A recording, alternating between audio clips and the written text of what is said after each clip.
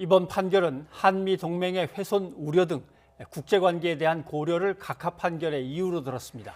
정부가 외교적 해결에 나설 것을 촉구한 것이기도 합니다. 외교부는 일본과 계속 협의하겠다고 밝혔지만 당장 해법을 찾기는 어려워 보입니다. 김도원 기자입니다.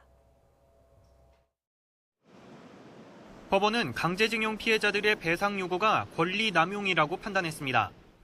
일본 기업을 상대로 손해배상을 강제 집행하면 한일 관계가 훼손되고 이것은 동맹인 미국과 관계 악화로 이어져 국가 안보가 침해될 우려가 있다는 겁니다. 대법원 판례를 뒤집기 위해 새로운 근거를 반영한 것으로 보이지만 외교적 고려를 판결문에 담은 건 이례적입니다.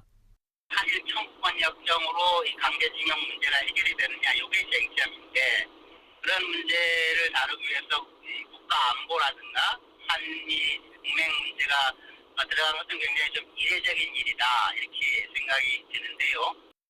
다만 국내 법원의 배상 판결이 문제를 실질적으로 해결하기 어려운 것도 현실입니다. 일본 기업들은 배상에 응할 뜻이 없고 일본 정부는 자국 기업에 피해가 생길 경우 보복 조치를 거론하고 있습니다. 때문에 이번 판결은 오히려 정부가 문제 해결을 위해 더욱 적극적으로 나서야 한다는 뜻으로 해석해야 한다는 지적이 나옵니다.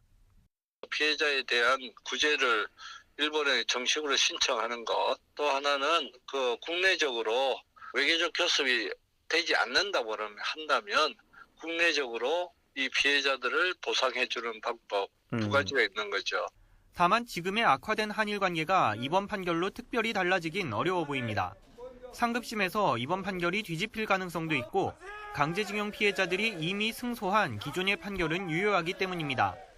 외교부는 합리적 해결 방안을 찾기 위해 일본과 협의를 계속하겠다고 밝혔습니다. 하지만 사법부 판결과 피해자의 권리 존중, 한일 관계 고려, 양국 정부와 당사자의 수용 가능성이라는 복잡한 방정식에 해법을 찾을 수 있을진 미지수입니다. YTN 김도훈입니다.